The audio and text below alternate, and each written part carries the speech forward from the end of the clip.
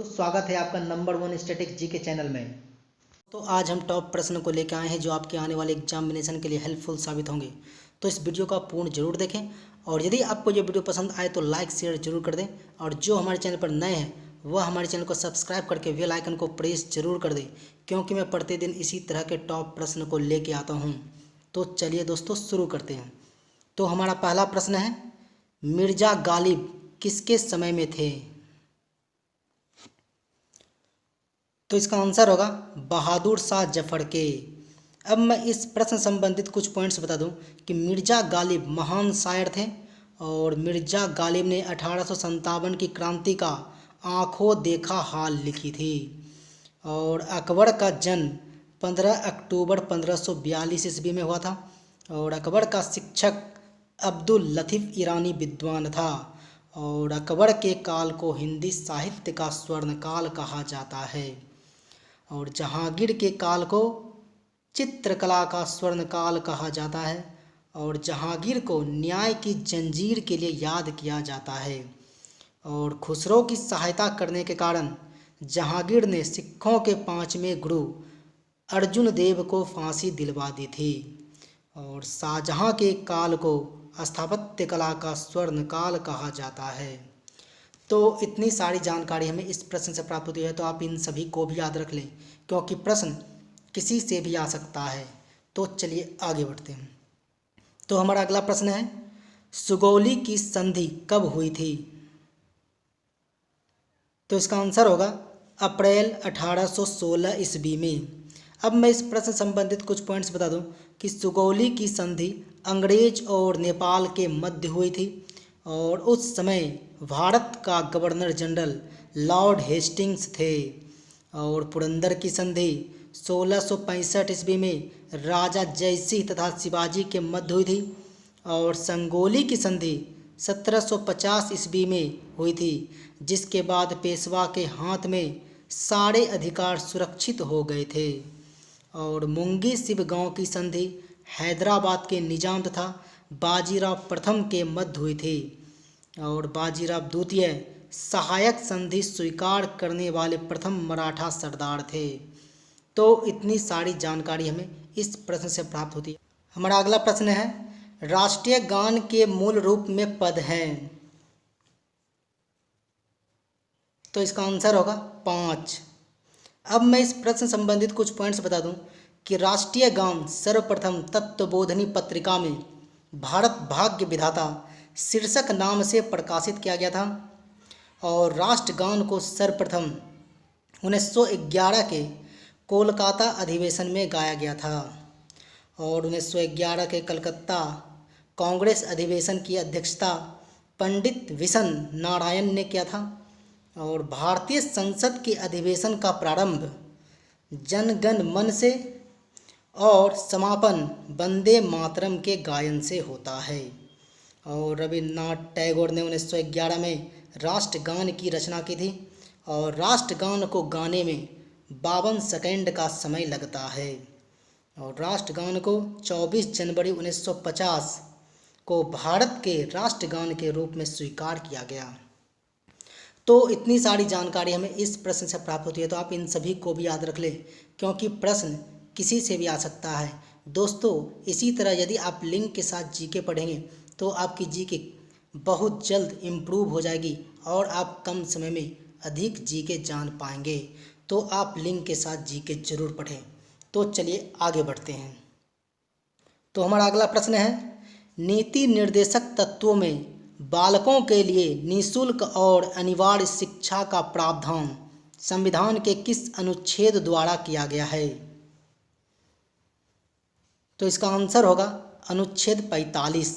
अब मैं इस प्रश्न संबंधित कुछ पॉइंट्स बता दूं कि अनुच्छेद 21 का को और अनुच्छेद 51 का को में भी प्राथमिक और अनिवार्य शिक्षा से संबद्ध 86वें संविधान संशोधन 2002 में जोड़ा गया है और अनुच्छेद 47 में राज्य को दिशा निर्देश दिया गया है कि पोषाहार स्तर जीवन स्तर को ऊंचा करना तथा लोक स्वास्थ्य का सुधार करे और राज्य के नीति निर्देशक तत्व भारतीय संविधान के अनुच्छेद 36 से 51 के बीच में है और यह संविधान के भाग 4 में वर्णित है। तो इतनी सारी जानकारी हमें इस प्रश्न से प्राप्त होती है, तो आप इन सभी को भी याद रख लें। दोस्तों इसी के साथ आप हमें फेसबुक, ट्विटर एंड इंस्टाग्राम पे भी फॉलो कर सकते हैं, जिसका लिंक मैंने वीडियो के डिस्क्रिप्शन में डाल दिया हूँ, तो आप मुझे वहाँ जाके फॉलो कर लीजिए। तो चलिए आगे बढ़ते हैं। तो हमारा अगला प्रश्न है, द्विविभाजन द्विविखंडन द्वारा प्रजनन होता है। तो इसका आंसर होगा अमीबा।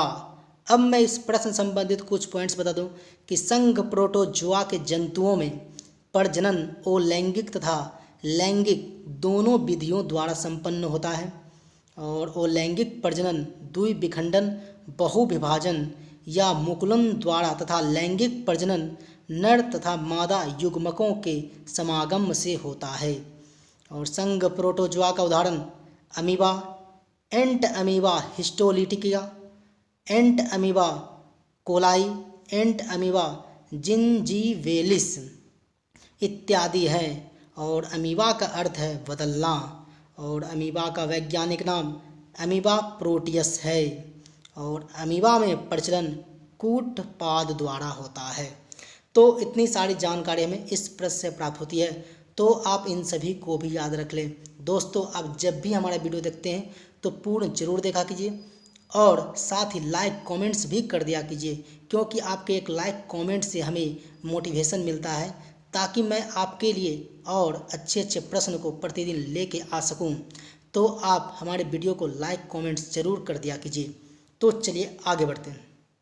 तो हमारा अगला प्रश्न है, किस प्रकार की कोशिका से त्वचा बनी है।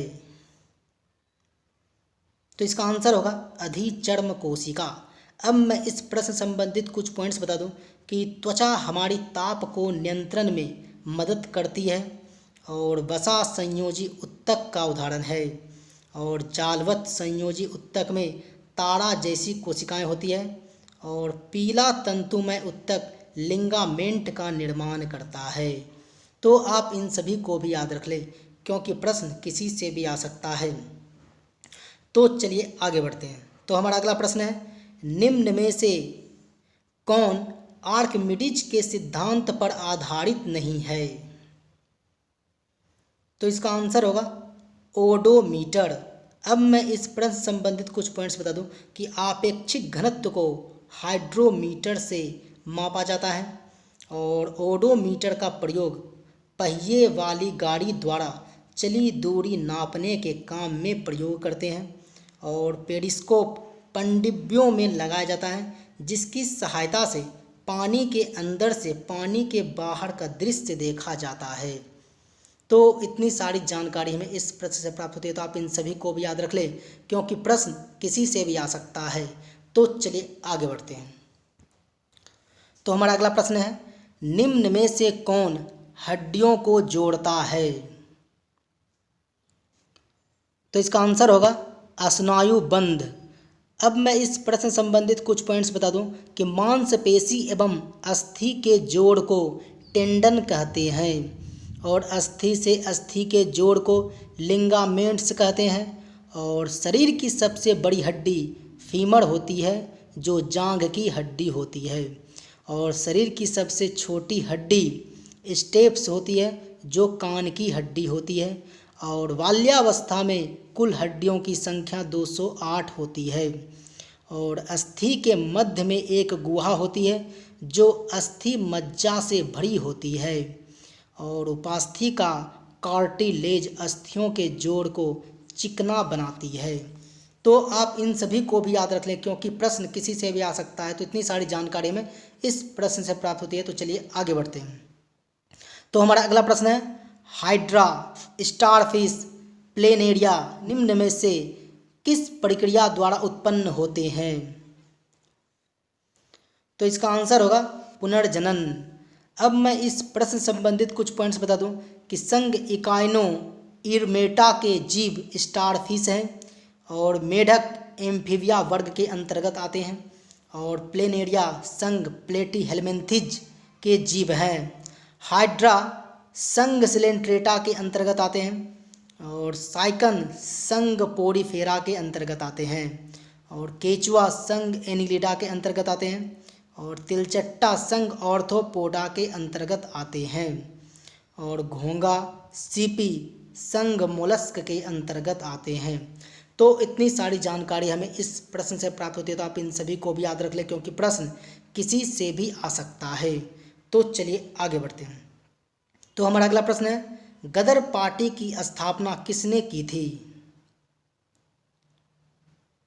तो इसका आंसर होगा लाला हरदयाल ने।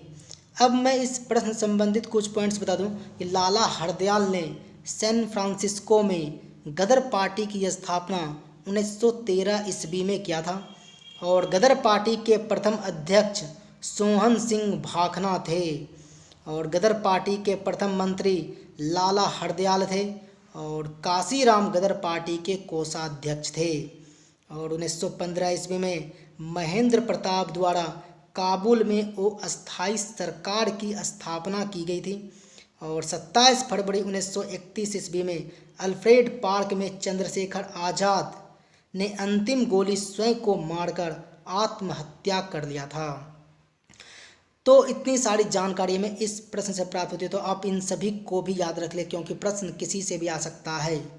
तो दोस्तों, आज हम लोगों ने इतने सारे प्रश्नों के विषय में जानकारी प्राप्त किए हैं। तो दोस्तों, यदि आपको हमारा वीडियो पसंद आया हो तो इसे लाइक शेयर जरूर कर दें। और रोज़ाना इसी तरह के ढेर सारे जीके की जानकारी प्राप्त करने के लिए आप हमारे चैनल को सब्सक्राइब करके बेल आइकन को प्रेस जरूर कर दें, क्योंकि मैं प्रतिदिन इसी तरह के टॉप प्रश्न को लेके आता हूँ। तो इस वीडियो में फ़िलहाल इतना ही, मिलते हैं अगले वीडियो में।